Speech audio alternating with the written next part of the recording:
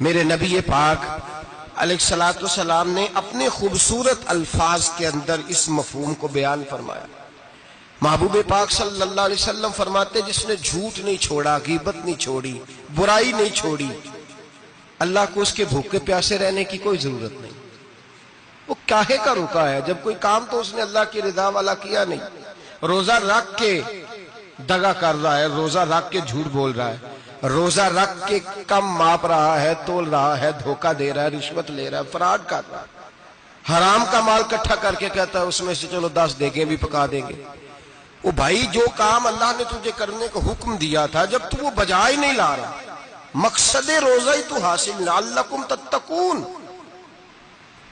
روزے کا مقصد یہ ہے کہ تو پرہیزگار ہو جائے۔ میرے نبی پاک علیہ السلام کی بارگاہ عالی مرتبت میں 2 عورتیں آئیں، یہ چیزیں کھا لو، کہنے لگی محبوبہ ہم نے روزہ رکھا ہوا ہے۔ فرمایا نہیں تمہارا تو روزہ نہیں ہے، حضور رکھا ہوا ہے روزہ، سحری سے لے کر اب تک کچھ نہیں کھایا، شام تک بھی نہیں کھائیں گی۔ محبوب نے فرمایا ذرا کہہ تو کرو، الٹی تو کرو۔ کہہ کی تو ان کے حلق سے خون بھی نکلا اور گوشت کے لوتھڑے بھی نکلے، پھوٹیاں بھی نکلی۔ نبی پاک نے فرمایا وہاں بیٹھ کے تم نے اپنے جاننے والوں کی غیبت نہیں کی، چغلی نہیں کھائی؟ خاموش ہو گئیں، گردنیں جھک گئیں۔ نبی پاک نے فرمایا تم نے قرآن نہیں پڑھا کہ جو اپنے بھائی کی غیبت کرتا ہے وہ مردہ بھائی کا گوشت کھاتا ہے؟ تو گوشت کھا کے بھی تمہارا روزہ رہ گیا۔ کس طرح کا روزہ ہے کہ صاحب روزہ رکھ کے نہ رکھنے والوں پہ تنقید کر رہے ہیں، تراویاں پڑھ کے نکلے ہیں تو کہتے ہیں میں اکیلا ہی نیک ہوں، باقی تو محلے میں کوئی پڑھتا ہی نہیں۔ یہ کیسا تیرا روزہ ہے کہ تو روزہ رکھ کے تو اس کے مقصد کو نہیں سمجھا؟ لعلکم تتقون، روزہ دار تو وہ ہے کہ روزہ رکھا ہوا ہے، کھانے بھی سے رکا ہے، پینے سے بھی رکا ہے، عمل زوجیہ سے بھی رکا ہے، پھر وہ جھوٹ سے بھی رکے، غیبت سے بھی رکے، بدنگاہی سے بھی رکے، حرام خواری سے بھی رکے ساری چیزوں سے۔ یہ بتلائیے کہ روزے کی حالت میں اپنی بیوی کے پاس جانا منع ہے تو غیر محرم کو دیکھنا جائز ہے؟ ہمارے ٹی وی پہ میں نے پہلے بھی کہا تھا کہ ہم ٹھیکیدار اور ذمہ دار نہیں ہیں مذہب کے۔ یہاں ہمارے آنے سے پہلے بھی کوئی بیٹھا تھا، ہم مریں گے تو یہاں ہم سے بڑے بڑے نیک لوگ بیٹھیں گے، کوئی بندہ ذمہ دار نہیں ہے۔ بڑے بڑے کج کلا، صاحب جبہ و دستار، بڑے بڑے صاحب بصیرت، آئمہ، فقہاء، علماء، زعماء، نقباء، صوفیاء، اولیاء، غوث، کتب، ابدال، اوتاد، کتب الاقطاب، جانے کون کون آئے، علماء آئے، مفسرین آئے، محدثین آئے، گزر گئے۔ ہم تو خاک نشین لوگ ہیں، تھوڑا کام کرنے والے، تھوڑی صلاحیت رکھنے والے۔ لیکن بھائی اگر کرتے ہیں تو ایک کام کرتے ہیں، ساتھ دوسرا نہیں کرتے۔ یہ کس طرح کا دین سکھانے لوگ نکلے کہ شوال سے لے کر شعبان تک گانا سنایا جائے گا، شعبان سے لے کر شوال تک ناچ گانا کیا جائے گا، شوال سے لے کر شعبان تک دھما چوکڑی ہوگی، رمضان آئے گا تو حدیثیں سنائی جائیں گی، رمضان آئے گا تو لوگوں کو قرآن پڑھ کے سنایا جائے گا۔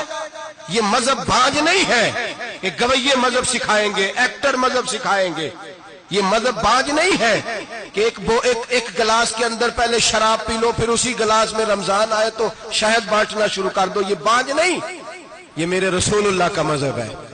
اگر تمہیں شوق ہے دین سیکھنے سکھانے کا، یکم رمضان کو توبہ کرو اور کہو کہ ہم ٹی وی پہ بیٹھ کے حدیثیں سنائیں گے تو سارا سال سنائیں گے، اور جس زبان سے حدیث نکلے گی پھر اس سے کبھی گندا گانا نہیں نکلے گا، پھر کبھی ناچ گانا نہیں ہوگا۔ یہ کون سا مذہب ہے جو بیویاں سکھا رہی ہیں؟ یہ کون سا دین ہے جو عورتیں سکھا رہی ہیں؟ میرے رسول پاک صلی اللہ تعالی علیہ وآلہ وسلم کا وہ مذہب ہے کہ میرے اعلیٰ حضرت فاضل بریلوی رحمت اللہ علیہ نے فرمایا مرد کے لیے جائز نہیں کہ وہ عورت کی زبان سے میلاد بھی سنے، نعت بھی سنے۔ مرد کے لیے جائز نہیں، مرد کو مرد سکھائے گا، عورت سکھائے گی تو عورتوں کو سکھائے گی۔ بے شک آپ سویرے فتویٰ دیجئے کہ چھوٹی سی مسجد میں بیٹھ کے، چھوٹے سے کونے میں بیٹھ کے چھوٹا سا مولوی، اور وہاں تو اتنے بڑے مفتی ٹی وی پہ بیٹھے ہوئے، وہ غلط ہے تو صحیح ہے کیسے ہو گئے؟ سنو، میرے نبی پاک علیہ السلام کے مذہب کا حسن یہ ہے کہ اسلام کہتا ہے ایک نظر بی بی کو دیکھا کسی نے غلطی سے تو معافی ہو جائے گی، دوسری نظر شہوت سے دیکھا تو حرام ہے اس کے لیے، وہ پاکستان کا مولوی ہو یا سعودی عرب کا شاہ ہو، کسی کے لیے عورتوں کے بیچ پھرنا اٹھنا بیٹھنا جائز ہے؟ میرے نبی پاک صلی اللہ تعالی علیہ وسلم نے فرمایا ہے میں عورتوں سے مصافحہ کرنے نہیں آیا، اور میرے نبی پاک صلی اللہ علیہ وسلم نے فرمایا ہے، حضور فرماتے لیکن نا کتا بالکل ناپاک نہیں ہوتا، کتے کا تھوک ناپاک ہوتا ہے یا کتا گیلا ہو جائے تو ناپاک ہوتا ہے، لیکن خنزیر سارا ناپاک ہوتا ہے، کل ناپاک ہے خنزیر۔ نبی پاک نے فرمایا خنزیر بھی ہو اور گند میں لتھڑا ہوا بھی ہو، پیشاب میں لتھڑا ہوا ہو، گوبر میں لتھڑا ہوا ہو، پخانے اور فضلے میں لتھڑا ہوا خنزیر ہو، اس کا جسم تیرے ساتھ ٹکرا جائے تو اتنا برا نہیں جتنا غیر محرم عورت کا وجود تیرے ساتھ ٹکرا جائے تو برا ہے۔ اس حد تک میرے نبی پاک صلی اللہ علیہ وسلم اور گنبد کے معاملے میں فتویٰ دینے والے، یا رسول اللہ کہنے پر کفر کا فتویٰ دینے والے اور بڑی بڑی باتیں کرنے والے خاموش کیوں ہو گئے؟ یا ایھا الذین آمنوا لا تتخذوا اليہود والنصارى اولیاء، رب فرماتا ہے یہودیوں اور عیسائیوں کو دوست نہ بناؤ، یہ تمہارے دوست ہو سکتے، یہ تمہارے سجن ہو سکتے؟ جب عرش کا مالک کہہ رہا ہے سجن نہیں ہو سکتے تو دوستی کی بات کیسے بڑھا رہا ہے؟ یا رسول اللہ ہمارے سجن کون ہو سکتے ہیں؟ فرمایا تمہارا دوست وہ ہو سکتا ہے جو محمد عربی کا غلامی کرنے والا ہو، جو رسول اللہ کی نوکری کرنا ہو دوست ہوگا۔ دوسرا دوست ہو سکتا کوئی ایکٹر مذہب نہیں سکھائے گا، کوئی گویہ مذہب نہیں سکھائے گا۔ حضرت جناب سیدنا جنید بغدادی بغداد کے پیر سے کسی نے پوچھا تھا آج سے 1100-1200 سال پہلے، وہ تو زمانہ ویسے نیکی اور پرہیزگاری کا تھا، کہا بابا جی مرد اور عورت نیک ہو، بغیر پردے کے، بغیر حجاب کے، بغیر دیوار کے بیٹھ کر ایک دوسرے کو دین سکھا سکتے؟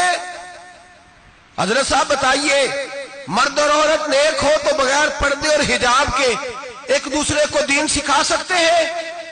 تو حضرت جنید بغدادی فرمانے لگے سکھانے والا حسن بصری ہو اور سیکھنے والی رابعہ بصری ہو تو پھر بھی بغیر پردے کے بیٹھنے کی اجازت نہیں۔ تو مفتی صاحب کو اجازت کس نے دی؟ مولانا صاحب کو اجازت کس نے دی؟ بڑا وہ نہیں ہوتا جو ٹی وی پہ زیادہ آتا ہے، بڑا وہ ہوتا ہے جو رسول اللہ کے دین پہ عمل زیادہ کرتا ہے۔ حضرت عبداللہ ابن مسعود رضی اللہ تعالیٰ عنہ فرماتے زیادہ باتیں کرنے والا عالم نہیں ہوتا۔ حضور پھر عالم کون ہوتا ہے؟ فرمایا پڑھو قرآن، انما یخشی اللہ من عبادہ العلماء، فرمایا بڑا عالم وہ ہوتا ہے جو اللہ سے زیادہ ڈرتا ہے، اس لیے کہ رب فرماتا ہے میرے بندوں میں سے جو عالم وہ ہیں جو اللہ سے زیادہ ڈرتے ہیں، خوف رکھتے ہیں۔ تو میرے بھائی رمضان المبارک میں بچنا ہے، پرہیز کا وقت ہے، تو کوئی شخص بھی کوئی شو نہ دیکھے، میری منت ہے آپ حضرات، کوئی شو نہ دیکھے۔ عورت کا تو پردہ ہے تو ہمیں تو تماشے پہ لگا دیا گیا، عجیب قسم کے ایکٹر آ گئے اور مذہب سکھا رہے ہیں۔ میری اپیل ہے آپ سے کہ سحری افطاری کے وقت ٹیلی ویژن بند رکھیں، کیا چیز کھول کے رکھیں؟ یا قرآن کھول کے رکھیں یا رسول اللہ کا فرمان کھول کے رکھیں، اللہ رسول کی طرف توجہ رکھیں، وہ سیکھنے سکھانے کا وقت ہے۔ چھوڑیں گویوں سے دین سیکھا جائے گا، آپ ہمیں کوئی شکوہ نہیں، یہ پکی توبہ کریں، سویرے آئیں آ کے دین سکھائیں۔ اور میں ان سے بھی اپیل کروں گا کہ آؤ دین سکھاؤ۔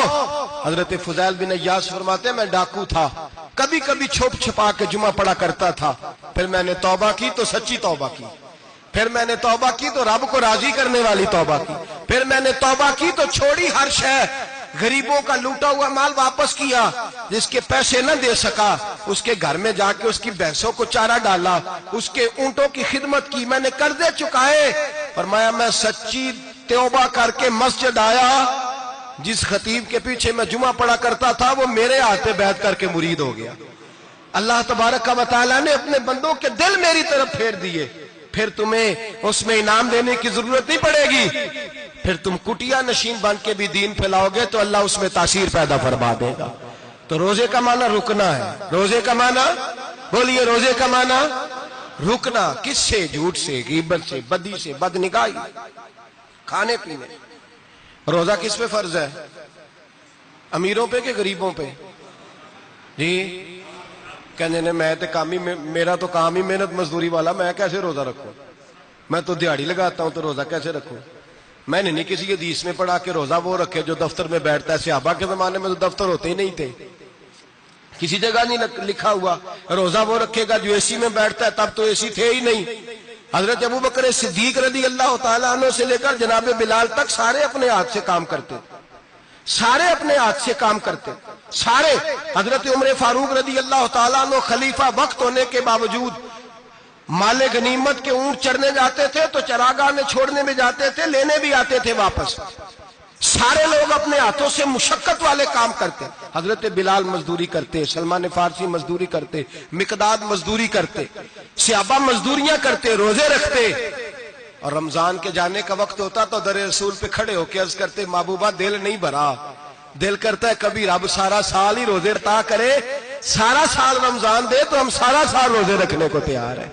جذبہ تھا، طاقت تھی، ہمت تھی۔ آج نوجوان لڑکا ہے کہتا ہے مجھ سے بھوک برداشت نہیں ہوتی۔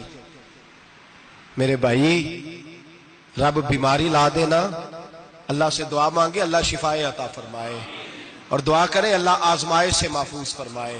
آپ یقین کریں میں نے لوگوں کو دیکھا ہے حلق سے قطرہ نہیں اترتا، خوراک کی نالی لگی ہوئی ہے، اعلیٰ غذائیں پکی ہوئی پڑی ہیں، عرش کا مالک کہتا ہے میں تیرے حلق سے گزرنے نہیں دوں گا، قانون بن گیا۔ میں نے دیکھا ہے ڈرپ پہ لوگ زندہ ہیں، بوتل لگی ہوئی ہے گلوکوز کی، گزارا چل رہا، اعلیٰ غذائیں پڑی ہیں، لاکھوں روپیہ تجوری میں پڑا ہے۔ مالک کہتا ہے تو نہیں کھا سکتا تو وہ کھانے نہیں دیتا، نہیں کھانے دیتا۔ ایک شخص یورپ کے علاقے کا، میں کسی کالم نویس کا پڑھ رہا تھا، وہ کہتا ہے میری خربوں میں جائیداد ہے لیکن میرے معدے میں ایسی تکلیف ہے کہ میں آٹے کو چھان کر جو اوپر سے بورا نکلتا ہے صرف وہ کھا سکتا ہوں، اس کے علاوہ میں کائنات کی کوئی نعمت کھا نہیں سکتا۔ اور میرے بھائی وہ جب چاہے تو بڑے بڑے کھانے کھانے سے تجھے روک دے، تیرے دانت چبانے کے قابل نہ رہے، زبان نگلنے کے قابل نہ رہے، معدہ تیرا ہضم کرنے کے قابل نہ رہے، وہ جب چاہے تو جو مرضی کر لے۔ وہ کہتا چل تو میری مرضی پہ چلنا، ایک مہینہ میرے کہنے پہ نہ کھا، ایک مہینہ میرے کہنے پہ نہ کھا تو یا اللہ تو کیا کرے گا؟ فرمایا صوم تصحو، میرے نبی پاک نے فرمایا تم روزے رکھو اللہ تمہیں صحت عطا فرما دے گا، اللہ تندرستیاں دے دے گا، شفائیں دے دے گا۔ تم روزے رکھو اللہ تمہیں، سبحان اللہ، اللہ تمہیں، اللہ طاقت دیتا ہے، ہمت دیتا ہے، اللہ ہمت دیتا ہے۔ میں نے دیکھا ہے، میں نے بزرگوں کو دیکھا ہے، ضعیف لوگوں کو دیکھا ہے، کمزور لوگوں کو دیکھا ہے، میں نے دیکھا ہے روزے رکھتے ہوئے، مزدوروں کو دیکھا ہے روزے رکھتے ہوئے۔ میں اپنے ابا جی کو کہتا ابا جی اتنی سخت گرمی اور مزدوری آپ کرتے اور مزدوری کے عالم میں روزہ رکھتے تو کہتے پتر روزہ کی آندا ہے، روزہ کدوں کو جاندا ہے، روزہ اپنی جگہ تے مزدوری اپنی جگہ ہوتے۔ اور کئی دفعہ مینوں فرمان لگے مینوں یار سمجھ کوئی نہیں لگتی، پتہ نہیں روزیاں چ اللہ طاقت کتھوں دے چھڑدا ہے اتنی زیادہ، کام بھی زیادہ کریدا ہے تے روزہ بھی بھائی صوم تصحو، میرے مصطفیٰ نے فرمایا تو روزہ رکھ اللہ تجھے صحت عطا فرما دے گا۔ رب تعالیٰ تجھے، یہاں ہوٹل کھلے ہوئے ہیں،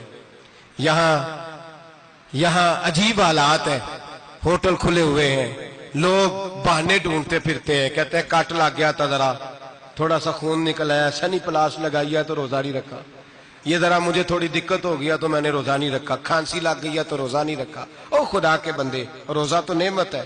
اور سبحان اللہ میرے نبی پاک نے فرمایا لکل شیء زکات و زکات الجسد الصوم، فرمایا ہر شے کی زکات ہوتی ہے، وجود کی زکات روزہ ہے، روزے رکھو جسم کی زکات نکل جائے گی۔ فاقہ کرنا بھی میرے نبی پاک کی سنت ہے، مسواک کرنا بھی سنت ہے اور فاقہ کرنا بھی۔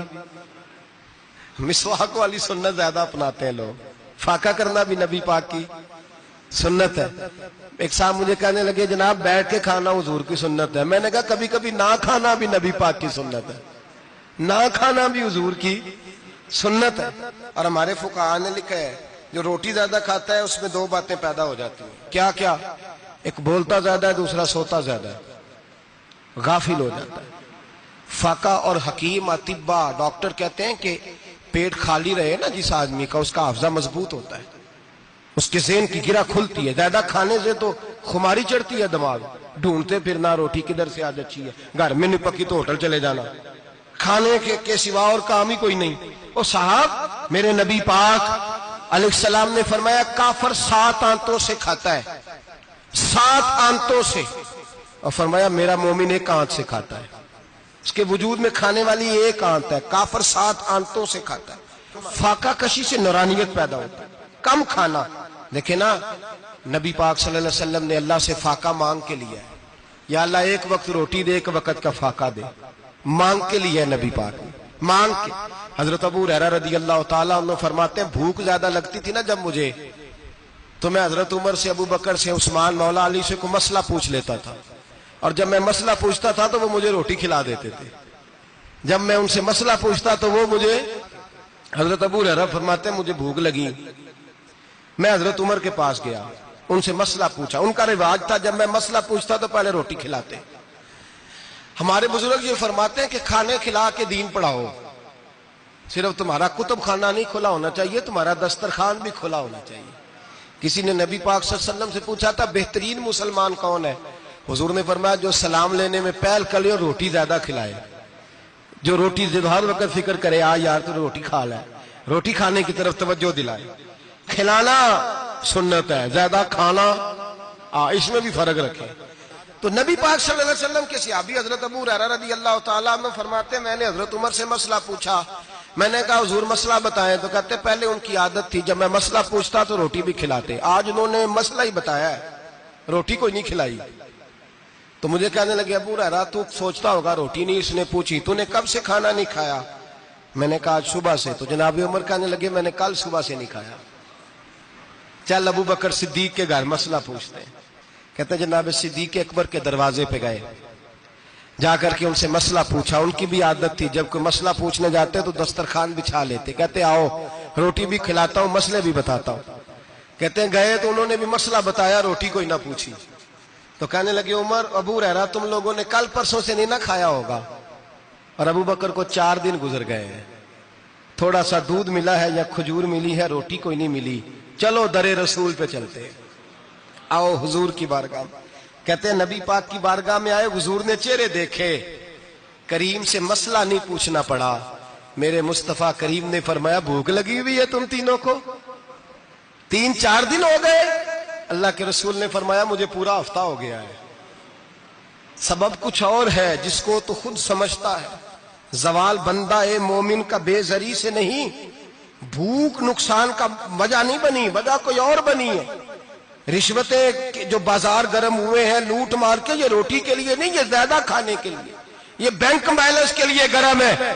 ये लूट मार का मकसद कोठियां बनाना है, रोटी का तो रब करीम का वादा है। जो रोज रोता है शाम को कि मेरा कारोबार कोई नहीं, असल में कहता है बंगला कोई नहीं, असल में कहता है कार कोई नहीं, पजारो कोई नहीं, रोटी तो अल्लाह अता फरमाता है, उसका वादा है।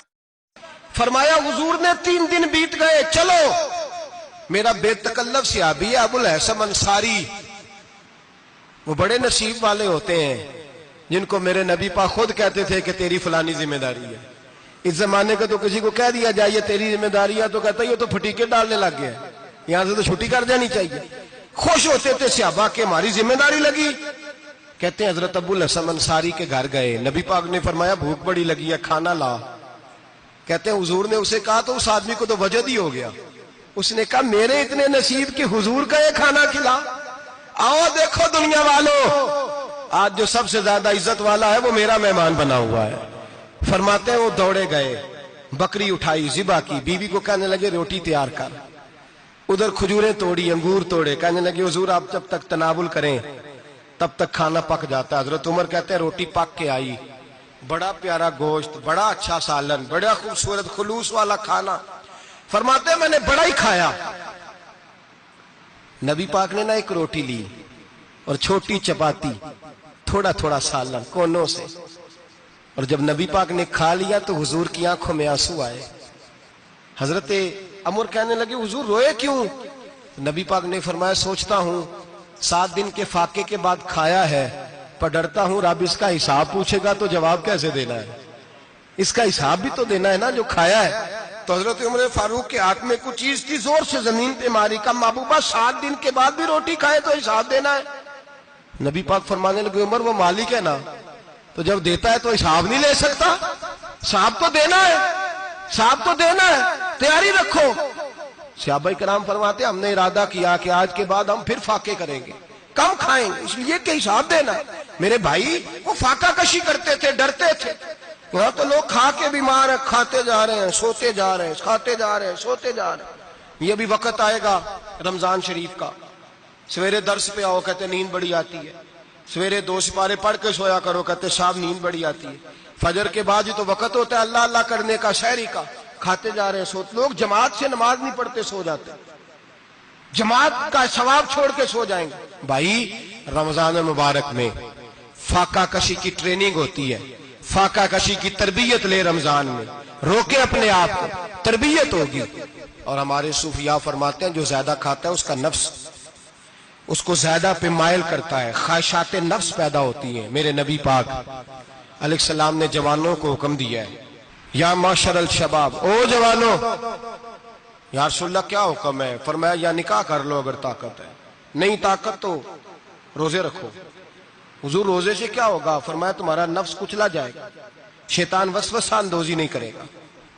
آج نوجوان بڑھ بڑھ کے کھاتا ہے، بہت زیادہ کھاتا ہے، کبھی اس ہوٹل سے کھاتا ہے، کبھی اس ہوٹل سے کھاتا ہے۔ اتنا زیادہ کھائیں گے تو نفسانی قوتیں اچھل کر کے آئیں گی، مشکل ہو جائے گا۔ شادیاں دیر سے ہوتی ہیں، ماں باپ آنکھیں بند کر کے بیٹھے ہوئے ہیں۔ اگر ماں باپ کی ذمہ داری ہو اور ماں باپ نکاح نہ کرے تو نبی پاک نے فرمایا بچے گناہ کریں گے تو جتنا گناہ بچے کو اتنا باپ کو بھی ہوگا۔ تو ماں باپ چپ ہیں، دوسرا شادی مشکل بڑی ہے، مہنگی بڑی، اور تیسرا نہیں کر رہے کچھ لوگ تو روزے بھی نہیں رکھ رہے۔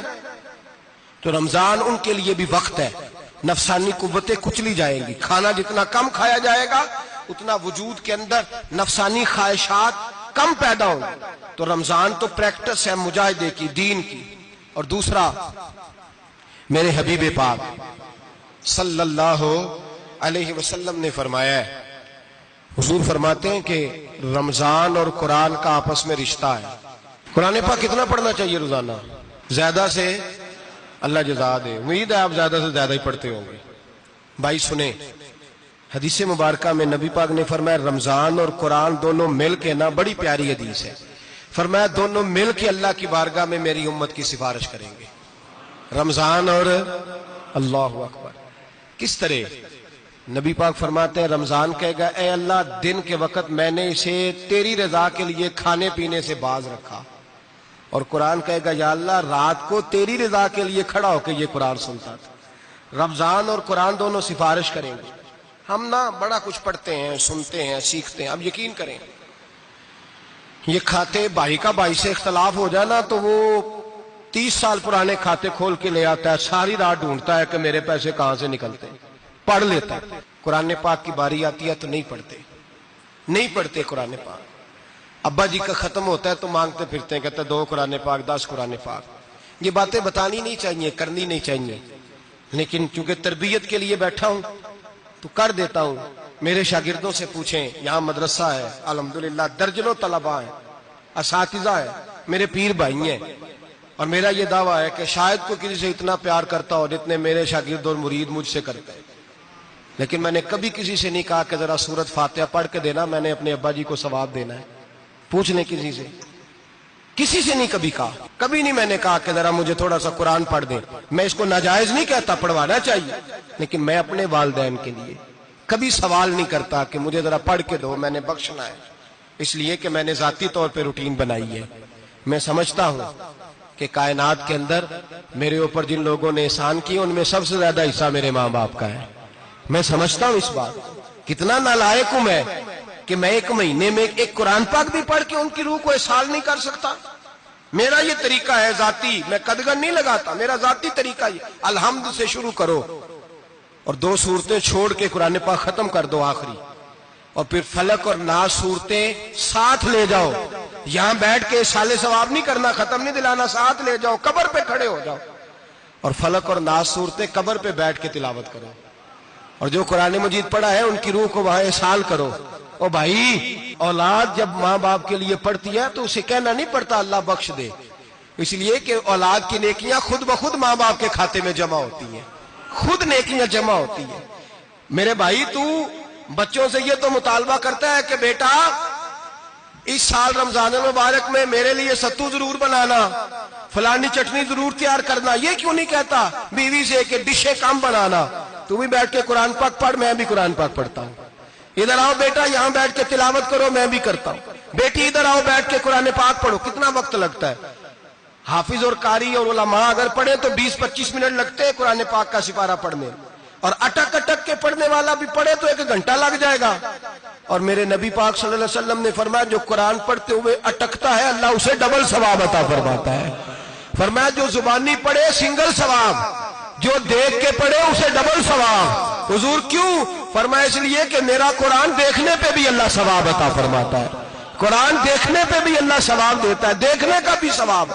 رمضان شریف میں قرآن پاک پڑھے, کھول کے پڑھے. اور میرے بھائی اگر تیرا بچہ پڑھے, اگر تیری بیٹی پڑھے, کائنات کا خوش نصیب باپ وہ ہے کہ بیٹا قرآن پڑھے, چاہے ناظرہ ہی پڑھے. جس کی بیٹی پڑھے, زندگی میں انہیں اس کام پہ لگا جاؤ, مرنے کے بعد بھی پڑھیں گے. امام جلال الدین سیوطی شافعی رحمت اللہ علیہ فرماتے حضرت عیسیٰ قبر کے پاس سے گزرے, قبر پہ عذاب ہو رہا تھا, اللہ کا غضب برس رہا تھا. جناب عیسیٰ استغفار پڑھتے ڈرتے گزر گئے. تھوڑی دیر کے بعد, چند گھنٹوں کے بعد گزرے تو اسی قبر پہ پھول کھلے ہوئے تھے, رحمت برس رہی تھی. حضرت عیسیٰ علیہ السلام عرض کرنے لگے مولا تو بے نیاز ہے, میری طاقت نہیں تیرے کاموں میں بولنے کی, پر ابھی تو یہاں عذاب ہو رہا تھا, ابھی رحمت برس رہی ہے. جناب عیسیٰ کہتے ہیں آواز خدا بندی آئی, عیسیٰ بندہ بڑا گناہگار تھا, پاپی تھا, مجرم تھا, خطا کار تھا, لیکن جب اس کا انتقال ہوا, اس کی بیوی حاملہ تھی, اس کے پیٹ میں بچہ تھا, بچہ اس کے انتقال کے بعد پیدا ہوا. آج وہ 4-4.5 سال کا ہوا ہے, مکتب میں گیا ہے, مدرسہ میں گیا ہے, استاد نے بسم اللہ شریف پڑھائی ہے. فرمایا اس نے توتلی زبان سے کہا ہے بسم اللہ الرحمن الرحیم. کہ ایسا مجھے بتلا اس زمین پر وہ معصوم جسے ابھی رحمان اور رحیم کہنا نہیں آتا, وہ توتلی زبان سے مجھے رحمان اور رحیم کہے, اور میں اسی زمین پہ اس کے باپ کو عذاب دوں. فرمایا اس نے ایک بار رحمان اور رحیم کہا ہے, میں نے اس کی باپ کی قبر کو نور سے معمور فرما دیا ہے, نور سے بھر دی ہے قبر, برکت سے بھر دی ہے. اللہ کرے میرے بیٹے بھی قرآن پڑھے, اللہ کرے میری بیٹیاں بھی قرآن پڑھے, اللہ کرے ہم سب کی اولادیں قرآن پاک پڑھے. لیکن نا امام اعظم ابو حنیفہ رمضان میں 61 قرآن پاک پڑھتے تھے. کتنے؟ 60 ٹیک. اللہ اکبر. ایک قرآن پاک دن میں پڑھتے پورا, ایک رات کو پڑھتے, ایک تراویح میں پڑھتے. 61 قرآن پاک امام صاحب پڑھتے. آپ فرماتے میں نے چھوڑ دیے سارے وظیفے, میں صرف رسول اللہ کا قرآن پڑھتا ہوں. رمضان سارا قرآن پاک, سارا رمضان. اب تو عادت ہی نہیں رہی ہمیں قرآن پاک. اگر لوگ ناراض نہ ہوں تو محفل نعت ہوتی ہے تو تلاوتیں کتنی ہوتی ہیں, اور نعتیں ہم نے ذوق ہی نہیں بنایا, ذوق ہی نہیں بنایا ہم نے تلاوت قرآن کا. اس لیے کہ قراء علماء فقراء ان کو ہم تیار ہی نہیں کر رہے, ہم تو ایکٹر پال رہے ہیں جو پیسے لیتے ہیں نعت خوانی کے. معاذ اللہ. او میرے بھائی, کیا قرآن میرے نبی کی نعت نہیں؟ حضرت عائشہ صدیقہ رضی اللہ تعالیٰ عنہ کے پاس صحابہ گئے, کہنے لگے اماں جی ہمیں نبی پاک کا اخلاق بتلائیں. اماں جی کہنے لگی جاؤ جا کے قرآن پاک پڑھو. قال خلقہ القرآن, سارا قرآن میرے نبی کے اخلاق کا ہی نام ہے. یہ ساری نعت ہے, یہ ساری نعت ہے. اس نعت کو سننے لوگ کیوں نہیں آتے؟ اتنا رش میں اپنے نعت میں اتنا تراویح پہ کیوں نہیں ہوتا؟ اور ملت کا جوان یاد رکھے, بوڑھے تراویاں پڑھتے ہیں, ضعیف تراویاں پڑھتے ہیں, گھٹنوں میں درد ہے تراویاں پڑھتے ہیں, بیمار بوڑھے تراویاں پڑھتے ہیں. جوان وہاں چوک میں کھڑے. کیا جوانی اس لیے ہے چوکوں میں کھڑا ہوا جائے؟ کیا جوانی اس لیے ہے کہ سعودی عرب جانے کے لیے پاسپورٹ بنانا ہو تو 2.5 گھنٹے کھڑا رہے, تو شناختی کارڈ کے دفتر تو کھڑا رہے, پروٹیکٹر کے لیے کھڑا رہے, کافروں کے سامنے کاسا لیسی کرنے کے لیے تو کھڑا رہے, تو نوکری پہ جائے تو ساری رات کھڑا رہے, اور تو قرآن کے لیے کھڑا نہیں ہوتا؟ میرے محبوب نے فرمایا من قام ایمانا واحتسابا غفر له ما تقدم من ذنبه. فرمایا جو رمضان المبارک میں اللہ کی رضا کے لیے گناہوں کی معافی کے ارادے سے قیام کرے گا, راتوں کو عبادت کرے گا, اللہ اس کے پچھلے سارے گناہ معاف فرما دے گا. نوجوان ارادہ کریں, پروگرام بنائیں کہ انشاءاللہ قرآن پڑھنا بھی ہے, قرآن پڑھوانا بھی ہے, سننا بھی ہے, اور انشاءاللہ بولیے سننا بھی ہے اور پڑھنا بھی ہے اور پڑھانا بھی. ہمت کریں, دلیری کریں, آ کے کھڑے تو ہو, اللہ توفیق عطا کرے گا. پہلی بات یہ کہ روزہ رکھیں, دوسری بات یہ کہ قرآن پاک کی تلاوت کریں اور روزہ رکھیں تو روزے کے سارے حسن سمیت اسے رکھیں. نبی پاک نے فرمایا رمضان غمخاری کا مہینہ ہے، غمخاری کریں. ہمارے زمانے میں دو قسم کی تکلیفیں ہیں. ایک تو غریب آدمی، اس کا حال یہ ہے کہ وہ مانگتے ہی گزارا کرنا چاہتا ہے. اس نے ہاتھ یوں کر لیا ہے تو اب اس کا یوں ہونے کو تیار نہیں. ضرورت اگر کسی آدمی کو کسی دروازے پہ لے جاتی ہے تو برا نہیں، لیکن سوال کا اپنے اوپر دروازہ کھول لینا یہ ٹھیک نہیں. فاقہ کشی پیدا کریں، حوصلہ پیدا کریں، تھوڑے پہ گزارا کرنا سیکھیں. غریبوں کو بھی اجازت نہیں کہ وہ نکل کھڑے ہوں میدان میں مانگنے کے لیے. ٹولنیاں نکلتی ہیں رمضان میں، جتھے نکلتے ہیں خیرات کٹھی کرنے والے. بچیں. میرے نبی پاک صلی اللہ علیہ وسلم نے فرمایا جس نے بغیر ضرورت کے سوال کیا جب قیامت کے دن آئے گا تو اس کے چہرے کے اوپر گوشت نہیں ہوگا، صرف ڈھانچہ ہی ہوگا. اتنی بھیانک صورت میں آئے. بغیر اشد ضرورت کے سوال نہ کر، کبھی سوال نہ کر. اور امیروں سے گزارش ہے کہ رمضان ہمدردی کا مہینہ ہے. ہمدردی کریں تو سامنے والے کی عزت کا بھی خیال کریں. یہ بات درست ہے کہ غریب سیاڑا نہیں ہوتا، اس لیے کہ جس کی جیب میں پیسے نہیں ہوتے بھائی اسے عقل بھی نہیں ہوتی. جس کے گھر کار نہیں ہوتی اسے چلانے کا طریقہ، جس کے گھر اوون نہیں ہوتا اسے چلانے کا طریقہ بھی نہیں آتا. جس کے گھر میں چیزیں ہوتی ہیں اسے چلانا بھی آ جاتا ہے. جدے گھر دانے اور کملے بھی اس کے سیانے ہو جاتے ہیں. تو چودھری صاحب، سیٹھ صاحب، نواب صاحب آٹا تقسیم کرتے ہیں، کھڑے ہو کے فوٹو کھچاتے ہیں، فیس بک پہ دیتے ہیں، اور ایک آٹے کا تھیلا اور 10 اخباروں میں فوٹو. اللہ سے ڈریں. رمضان ہمدردی کا مہینہ، ہمدردی کا. غریب کو دیں تو اس کی عزت کو رسوا نہ کریں. میرے نبی پاک علیہ السلام کے صحابی حضرت عبداللہ ابن عمر رضی اللہ تعالیٰ عنہ ڈھونڈ کے لاتے تھے مسکینوں کو، ڈھونڈ کے. اور جب لاتے تھے تو اپنے دسترخوان پر بٹھا کر اپنے ساتھ افطاری کرایا کرتے. اور پھر فرمایا اللہ تعالیٰ نے لن تنالوا البر حتی تنفقوا مما تحبون. اللہ کے راستے میں وہ چیز دینی ہے جو تمہیں زیادہ پیاری ہو. کون سی چیز جو تمہیں؟ میں تھوڑا سا بے باک ہوں بعض دوستوں کے ساتھ، سب کے ساتھ نہیں.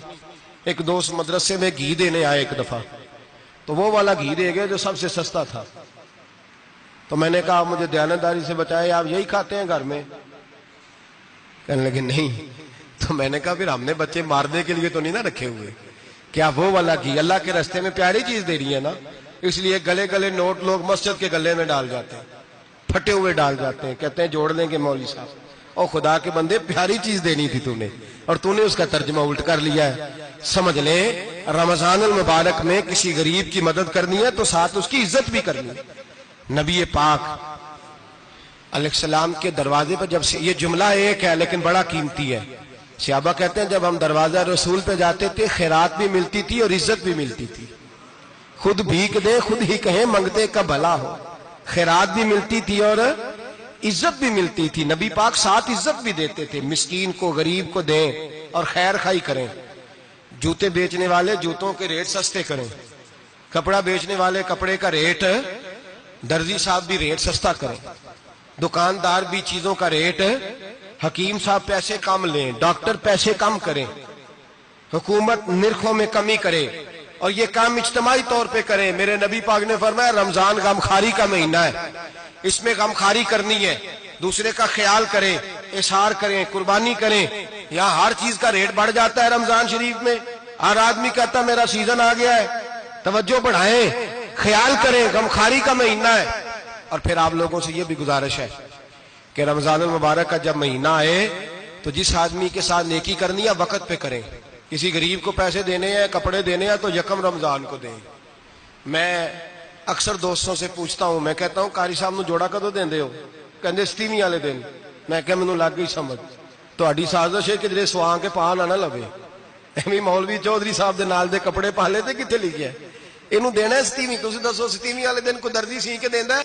اونوں 3 گنا بھی پیسے دئیے تے کہندا جڑے باقی نے انہاں دے نہیں بٹن پہ لگ دے میرے کولوں. کتھوں جوڑا سی کے؟ تو کس دن دیتے ہو قاری صاحب کو؟ کیا مقصد ہے؟ پہننے کے لیے دے رہے ہو یا اس لیے دے رہے ہو کہ نہ پہن سکے؟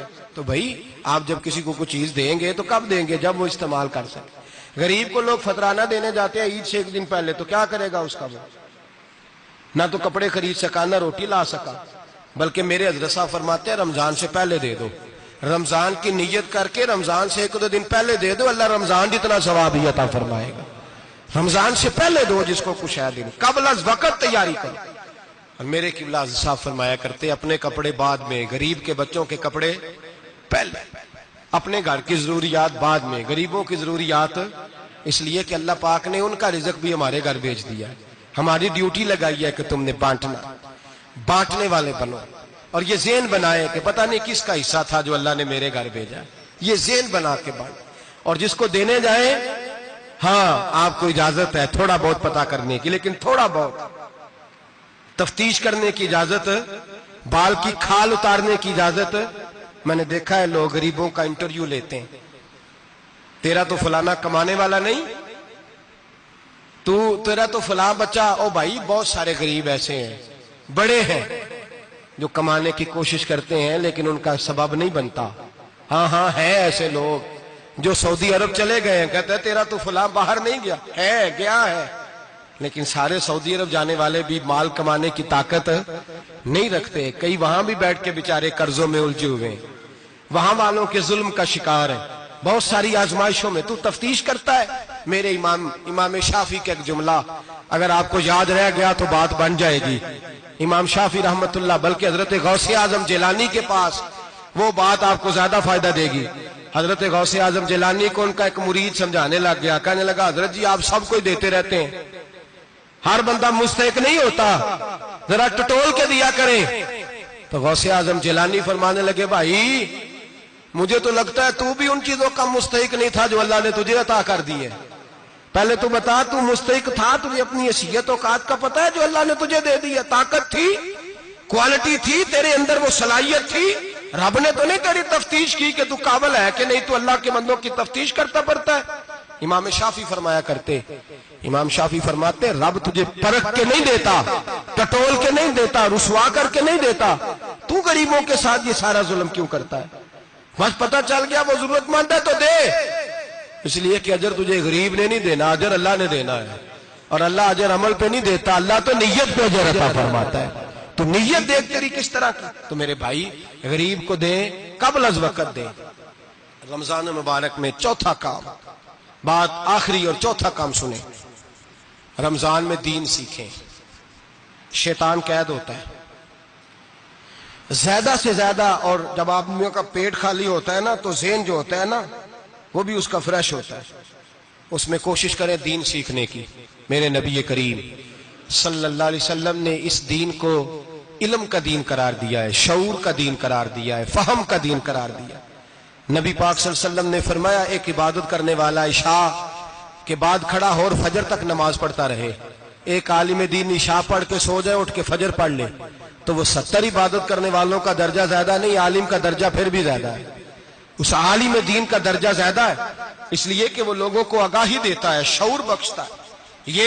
یہ دین جو ہے یہ، اور نبی پاک صلی اللہ علیہ وسلم نے فرمایا عبادت کرنے والے پر عالم کا درجہ اتنا ہی زیادہ ہے جتنا میرا درجہ اپنے غلاموں پر زیادہ ہے۔ عالم کو حضور نے اتنا بڑا مقام دیا۔ دین سیکھیں، شعور حاصل کریں، یہ فقاہت کا دین ہے، شعور حاصل کرنے کا دین ہے۔ اور نبی پاک صلی اللہ علیہ وسلم نے فرمایا دین کی ایک بات سیکھ لینا 1000 نفل پڑھنے سے زیادہ درجہ رکھتی ہے، دین کی ایک بات سیکھ لینا 1000 جنازے میں شرکت سے زیادہ درجہ رکھتی، دین کی ایک بات سیکھ لینا، میرے نبی پاک صلی اللہ تعالی علیہ وسلم ارشاد فرماتے 1000 مریض کی عیادت کرنے سے زیادہ درجہ رکھتی ہے۔ فرمایا جس نے رات کے ایک لمحے میں دین کی ایک بات سیکھی، اللہ اسے ساری رات عبادت کرنے سے زیادہ ثواب عطا فرمائے گا۔ میرے ایسا فرمایا کرتے جب سیکھنے والے کو یہ ثواب ملے گا تو بتائیے سکھانے والے کو کتنا ثواب ملے، اسے اللہ کتنا درد۔ رمضان آ رہا ہے، شیطان قید ہے، دین پھیلانے کی کوشش کریں، جد و جہد کریں۔ بڑی نیند آتی ہے فجر پڑھ کے، لیکن اگر کسی کا ارادہ بن جائے کہ دین سیکھنا بھی ہے اور دین بچوں کو، تو پھر کوئی نیند غلبہ۔ ایک مثال ایک عالم نے سمجھائی، کوئی بزرگ تھے درویش عالم، ان کے پاس ایک عورت آئی، کہنے لگی میں بچوں کو سویرے بڑا جگاتی ہوں، بچے جاگتے نہیں نماز کے لیے۔ بڑا عجیب جواب دیا بزرگوں نے، درویش نے، عالم نے، کہنے لگے بی بی کیوں نہیں جاگتے، جگایا کر، بیدار کیا کر، اٹھایا کر۔ کہنے لگی بڑی جدوجہد کرتی ہوں، اٹھتے نہیں، بیدار نہیں ہوتے۔ اللہ والے تھے نا، کہنے لگے یہ بتا اگر اس کمرے میں آگ لگ جائے تو پھر بچوں کو کیسے بیدار کرے گی؟ آگ سے بچانے کے لیے کیا کرے گی؟